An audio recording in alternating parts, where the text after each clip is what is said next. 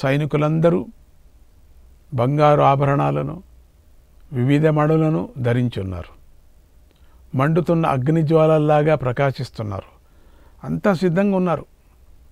వారందరూ శస్త్ర విద్యలతో కానీ అరితేరిన వారు. వాళ్ళందరూ కూడా కవచాలనంతా ధరించారు.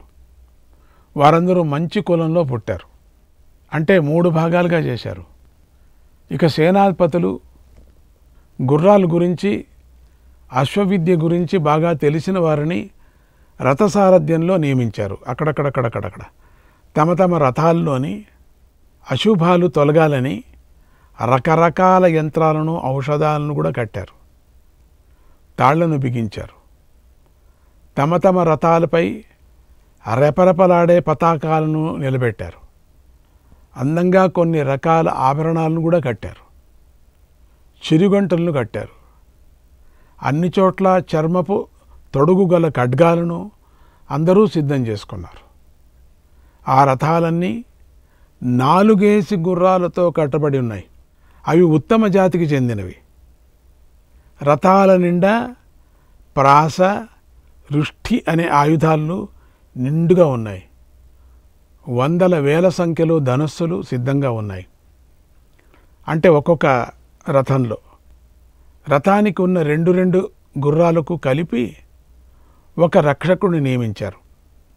అంటే దాన్ని విప్పటం, దానికి మేప లేక దానికి ఒక నీళ్లు పెట్టడం కానీ అవంతా దానికి 2 మనుషుల్లాగా ఒక్కొక్క రథానికి 2 చొప్పున చక్ర రక్షకులను నియమించారు. చక్రం దగ్గర 2 చొప్పున ఉన్నారు. ఆ 2 రథికులు శ్రేష్ఠులై ఉన్నారు. తక్షణం వాళ్ళు సాధ్యమైతే రథం నడపటానికి కూడా సిద్ధంగా ఉంటారు. మళ్ళీ ఇక్కడ చక్రం దగ్గర కూడా ఉంటారు. ఆ గుర్రాలు చూసుకునే వాళ్ళు అంతనే, వాళ్ళు రథికులే, కానీ గుర్రాలు చూసుకునేవాళ్ళు.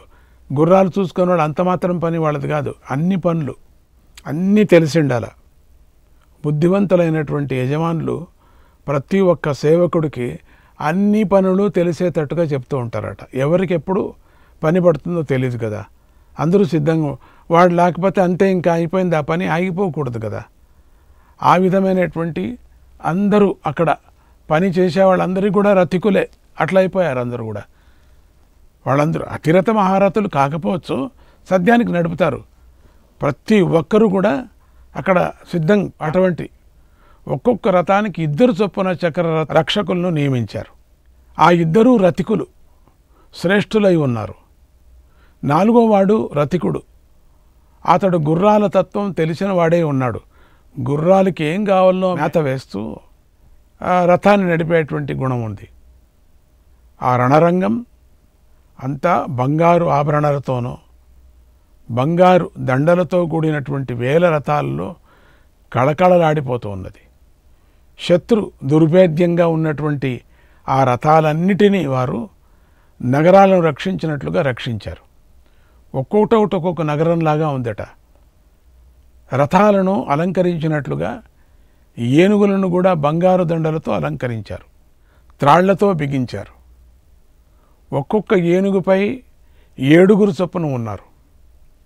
ఆ ఏనుగులు రత్నాలతో కూడిన పర్వతాల్లాగా కనిపిస్తున్నాయి. ఆ 7 2 అంకుశాలను ధరించున్నారు. 2 ధనుస్సులను పట్టుకొని ఉన్నారు. మరో 2 మంచి చురకత్తలను ధరించున్నారు. ఇంకొక వీరుడు శక్తి అనే త్రిశూలాన్ని ధరించున్నాడు. ఇలా దుర్యోధనుడి సైన్యమంతా కవచాలతోనూ ఆయుధాలతోనూ మదించిన ఏనుగుతోనూ కిటకిటలాడుతోంది. అంటే ఇప్పుడు ఒక్క సైన్యం వెనకల ఇది యుద్ధం చేస్తూ ఉంటుంది. ఇది ఒక్కవేళ అలసిపోయింది అనుకోండి, ఇట్లా వచ్చేస్తుంది. అది ఇంకోటి ఇట్లా వచ్చేస్తుంది.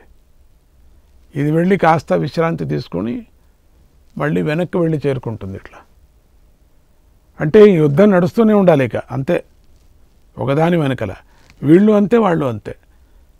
ఇట్లా అలసిపోయింది అనుకోండి కాస్త, ఆ సేనాధిపతి దాన్ని ఇట్లా పెట్టేస్తాడు.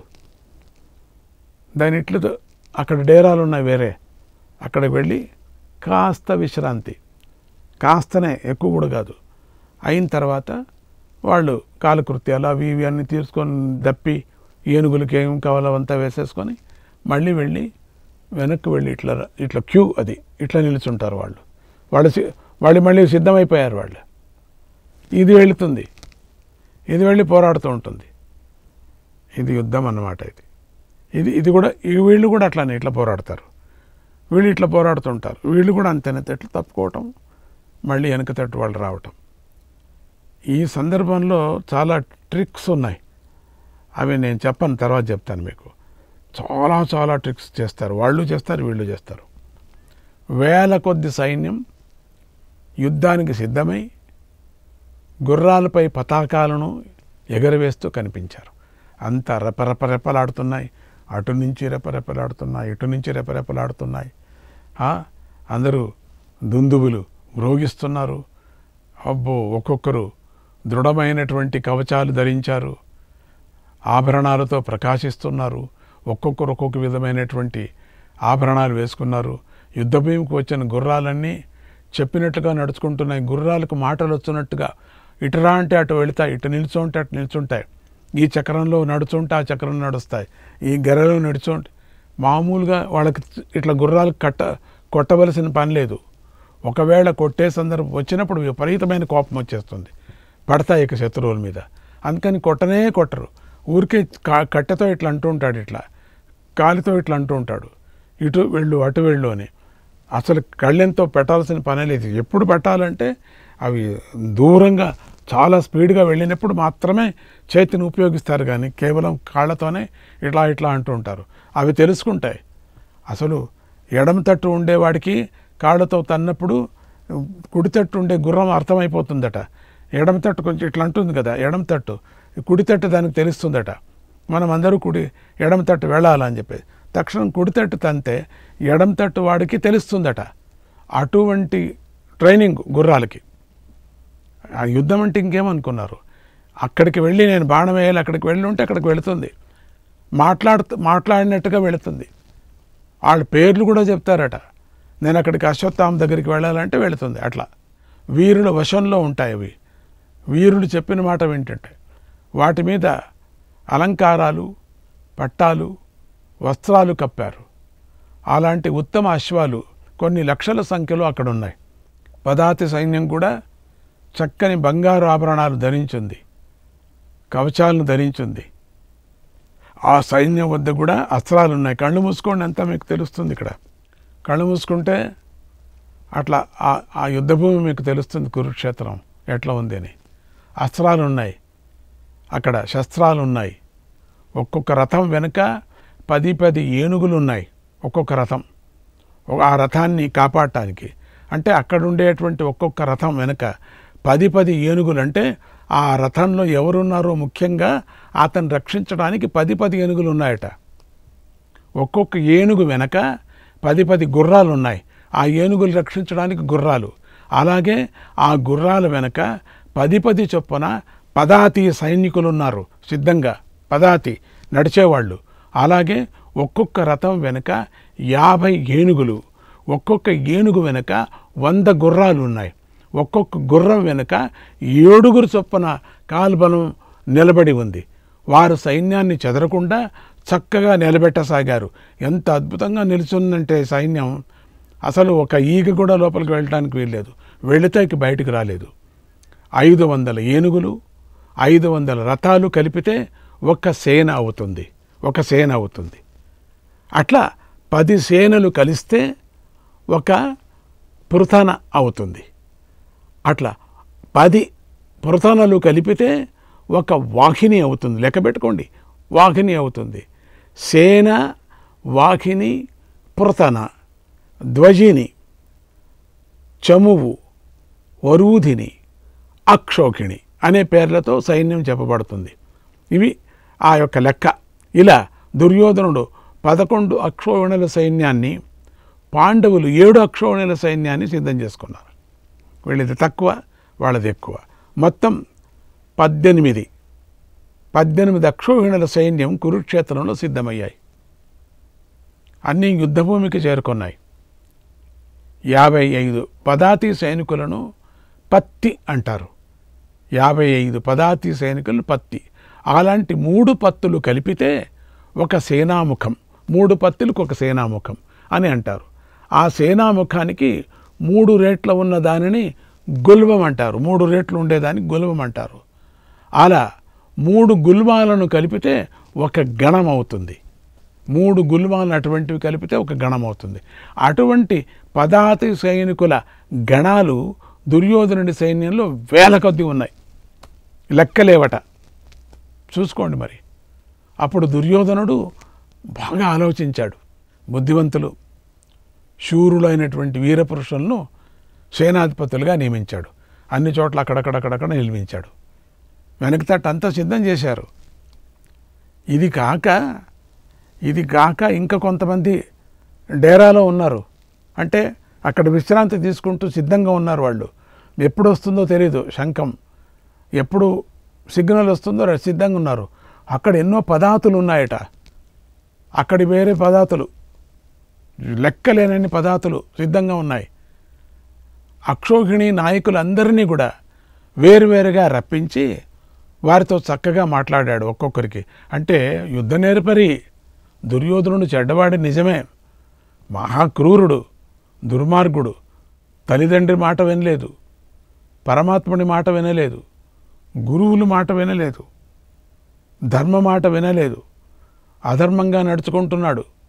ఒక్కొక్క అక్షోహిణి సైన్యానికి కృపాచార్యుణ్ణి, ద్రోణాచార్యుణ్ణి, అశ్వత్థామను, మాద్రరాజైన శల్యుడిని, సింధురాజైన జయద్రథుణ్ణి, కాంబోజరాజైన సుదీక్షుణ్ణి, కృతవర్మను, కర్ణుడిని, భూరిశ్రవసుడిని, శకునిని, మహాబలవంతుడైనటువంటి బాక్లికుడిని నాయకుడిగా నియమించాడు. ఇంకేం చెప్పగలం? ఇంతమంది ఉంటే ఒక్కొక్క విపరీతమైనటువంటి ఆ పదాతుల యొక్క సైన్యానికి ఇంతమందిని నియమించాడంటే ఇక ఓడిపోయేది ఎక్కడండి? ఒకరి వెనకల ఒకరు ఇట్లా ఉన్నారు, ఇట్లా యూకరచనంగా చంద్రాకారంగా, వాళ్ళు చంద్రాకారంగా ఉన్నారు. ఇట్లా మధ్యలో దండిక స్థలం ఉంది, విపరీతమైన అంటే యుద్ధం కాయాలి కదా, చచ్చిపోవటానికి స్థలం ఉండొద్దు. ప్రతిరోజు ఆయా సమయాలలో దుర్యోధనుడే ఆ సేనాపతులను అందరినీ ప్రత్యక్షంగా ఆదరించాడు, సత్కరించాడు. తనను ఇష్టపడే వారినందరినీ వారికి తగిన స్థానాల్లో నియమించాడు. అంటే ఆ దుర్యోధనుడికి బాగా తెలుసు యుద్ధ చతురత. ఆయా మహారాజుల సైనికులందరూ దుర్యోధనుడికి సంతోషం కలిగించాలని తపించారు, కుతూహలపడ్డారు. తమ బలాన్ని, శక్తిని చూపించాలనుకొని తొందరపడసాగారు. అందరూ కూడా సంతోషంగా తొందరగా యుద్ధం ఎప్పుడొస్తుందో ఏదో చురుకు చురుకు అంటున్నారు. అందరికీ కూడా అంటున్నారు. సంతోషంగా తమ తమ పనులను చక్కగా నిర్వహించాలని అందరూ సంసిద్ధులయ్యారు. శ్రీకృష్ణాయ పరమాత్మనే నమః. 156 అధ్యాయం. దుర్యోధనుడు రాజులందరితోనూ కలిసి భీష్ముడికి నమస్కారం చేసి ఇలా అన్నాడు: ఓ పితామహ, ఎంత సైన్యం ఉన్నా యోగ్యుడైన సేనాపతి లభించకపోతే సైన్యమంతా చీమల పుట్టలాగా చల్లా చెదరైపోతుంది. ఏ ఇద్దరి బుద్ధి ఎప్పుడూ సమానంగా ఉండదు కదా. యోగ్యులైన సేనాపతులు ఒకరితో ఒకరు పోటీ పడుతూనే ఉంటారు. ఓ మహామతి, ఒకసారి విప్రులంతా కలిసి దర్భలతో చేసిన పతాకాలను ధరించి హైహేయ వంశరాజులను ముట్టడించారు. ఈ విషయం మనకు తెలుసు. ఆ సమయంలో విప్రులతో పాటు వైశ్యులు, శూద్రులు కూడా కలిసి ఒక పక్షంగాను, రెండో పక్షంగా క్షత్రియులు నిలబడ్డారు. యుద్ధం ప్రారంభమైంది. 3 జాతుల వారు ఓడిపోసాగారు. నిజానికి 3 వర్ణాల వారి సైనికుల సంఖ్య ఎక్కువగా ఉంది. అయినా క్షత్రియులే ఆ యుద్ధంలో విజయం సాధించారు. ఆ సమయంలో విప్రులంతా కలిసి క్షత్రియుల్ని ఇలా అడిగారు: ఓ రాజులారా, మేము ఎలా ఓడిపోయాం? మా సైన్య బలం చాలా ఎక్కువగా ఉంది కదా, అయినా మీరు ఎలా గెలిచారు? దీనికి కారణమేమిటి అని అడిగారు. అప్పుడు క్షత్రియులు ఇలా అన్నారు: ఓ విప్రులారా, మేము ఒక బుద్ధిమంతుడైన వాడిని సేనాపతిగా నియమించుకున్నాము. అతడి మాటనే పాలిస్తూ మేము పాటిస్తూ గెలుచుకొని వచ్చాం. మీకు సేనాపతి లేడు, మీరు ఎవరికి వారు తోచినట్లుగా నడుచుకున్నారు, ఇష్టం వచ్చినట్టు యుద్ధం ఆడారు, ఎవరి మీద అంటే వాళ్ళ మీద పడ్డారు, అందుకే ఓడిపోయారు అన్నారు. అప్పుడు విప్రులు కూడా తమలో తాము ఒకరిని సేనాధిపతిగా ఎంచుకున్నారు. మళ్ళీ యుద్ధం చేశారు, క్షత్రియులపై విజయాన్ని సాధించారు. యుద్ధంలో ఇలా తమ మేలు కోరే వాడిని, పాపం లేని వాడిని, యుద్ధరీతులు తెలిసిన వాడిని సేనాధిపతిగా నియమించుకోవాలి. అప్పుడే యుద్ధరంగంలో విజయం లభిస్తుంది. భవానుశనసాతుల్యక హితైషీ చ సదా మమ అసంహార్యక స్థితో ధర్మే సనః సేనాపతిర్భవ. మీరు ఎల్లప్పుడూ నా మేలునే కోరుకుంటూ ఉంటారు. మీరు శుక్రాచార్యుల వంటి వారు. మిమ్మల్ని సంహరించగల శక్తి ఎవ్వరికీ లేదు. మీరు ధర్మ మార్గంలో ఉన్నారు కనుక మీరే మాకు ప్రధాన సేనాధిపతిగా ఉండండి. కాంతి గల వారికి సూర్యుడిలాగా, లతలకు చంద్రుడిలాగా, యక్షులకు కుబేరుడిలాగా, దేవతలకు ఇంద్రుడిలాగా, పర్వతాలకు మేరుపర్వతంలాగా మీరు మాకు సేనాధిపతిగా ఉండండి. పక్షులకు గరుత్మంతుడిలాగా, దేవతలకు కార్తికేయుడిలాగా. కార్తికేయుడు లేకపోతే దేవతలు గెలిచలేరు. అందుకే కదా సుబ్రహ్మణ్య స్వామికి దేవసేనాపతి అని వచ్చింది. లేకపోతే వాళ్ళ తారకాసుడిని వాళ్ళందరినీ కూడా గెలిచలేరు కదా. వాళ్ళందరూ కూడా చాలా పెద్ద పెద్ద రాక్షసులు కదా. అందుకని దేవతలకంతా అండగా నిలిచినవాడు, దేవరాజ సైనికుడు. అందుకని స్వామికి దేవసేనాపతి అని వచ్చింది. అట్లా దేవతలకంతా సుబ్రహ్మణ్య స్వామిగా, వసువులకు అగ్నిలాగా మీరు మాకు సేనాధిపతిగా ఉండండి. దేవతలు ఇంద్రుడి వల్ల రక్షించబడినట్లుగా మేమందరము మీ నాయకత్వంలో దేవగణాలను కూడా ఎదిరిస్తాం. శత్రువులు భేదించడానికి వీలు కాకుండా ఉంటాము. కుమారస్వామి దేవతల ముందు సాగినట్లుగా మీరు మా సైన్యం ముందర నడవండి. ఎద్దులను అనుసరించి ఆవులు నడుచుకున్నట్లుగా మేము మిమ్మల్ని అనుసరిస్తాం అన్నాడు. అప్పుడు భీష్ముడు, ఓ దుర్యోధన, నా మాటను సత్యం, నీ మాట సత్యం, కానీ నాకు నువ్వు ఎంత ముఖ్యమో పాండవులు కూడా అంతే ముఖ్యం నాకు తెలుసా. నువ్వెంతో వాళ్ళంతా మొదటి నుంచి నేను చెప్పుకొని వచ్చాను కదా. ఇప్పుడు అదే చెప్తున్నా. యుద్ధ సమయం వచ్చేసింది. ఇప్పుడు యుద్ధం నడచటానికి సిద్ధంగా ఉన్నాను. చూడు, ఆభరణాలన్నీ వేసుకున్నాను, కవచమంతా వేసుకున్నా, రథం సిద్ధం చేసుకున్నా. ఇప్పుడు నా మనసులో ఉండేది నువ్వెంతో వాళ్ళంతా. ఎందుకంటే నా మనవాళ్ళు, వాళ్ళు నా మనవాళ్లే, నీవు నా మనవాళ్లే. నేను నీకు మంచి మాటలు చెప్పాలి, వారికి మంచి మాటలు చెప్పాలి. యుద్ధం మాత్రం నేను నీ వైపు నుండే చేస్తాను. భయపడద్దు, దిగజారిపోవద్దు రాజా, ఏ మహారాజా, దిగజారిపోవద్దురా నాయన, నీ తట్టే ఉంటాను. అయినా లోపల ఉండే నీకు చెప్పాలి కదా, నా మనసులో ఉండే చెప్పాలి కదా. యుద్ధభూమి వస్తుంది, ఎవడు చస్తాడో ఎవడు బతుకుతాడో విను నేను చెప్పేది. యుద్ధం మాత్రం నీ వైపు నుండే చేస్తాను, భయపడద్దు, అటువైపు చేరుకుంటాను అనుకోవాకు. నేను ఇలాగే కూడా ప్రతిజ్ఞ చేశాను ఎప్పుడో పారి. ఆ ప్రతిజ్ఞను నెరవేర్చుకుంటా, నీతోనే ఉంటా, నీ రాజ్యాలతోనే ఉంటా. మా నాన్నకు చేసినట్టుగా నేను ప్రతిజ్ఞ చేశా. ఎవరు ఇటు ఉంటారో కురువంశం, నా ఒక వంశం తట్టే నేను ఉంటాను అని చెప్పా. అందుకని ఇంత వయసు అయినా నీతోనే ఉంటున్నా. నేను ఈ రాజ్యం పాలించాలని కదా నాన్నకు అమ్మకు నేను మాట ఇచ్చాను, కాబట్టి ఆ మాట నేను నిలుపుకుంటున్నాను. నీతోనే ఉంటాను, నువ్వు భయపడొద్దు, జాగ్రత్త, ఏమీ భయపడొద్దు, నీతోనే ఉంటా నేను. కానీ నాతో పోరాడగల వీరుడు అర్జునుడు ఒక్కడే. అర్థమైందే? అతన్ని తప్ప నేను మరొకడిని చూడను. అర్జునుడు బుద్ధిశాలి, అనేక దివ్యాస్త్రాలు తెలిసినవాడు. అయినా అతడు నా ముందు నిలబడి నాతో యుద్ధం చేయలేడు. అర్థమైందే? అర్జునుడిని మాత్రమే నేను వెంటబడుతున్నా, అర్జునుడే నేను చూస్తున్నా. శ్రీకృష్ణాయ పరమాత్మనే నమః.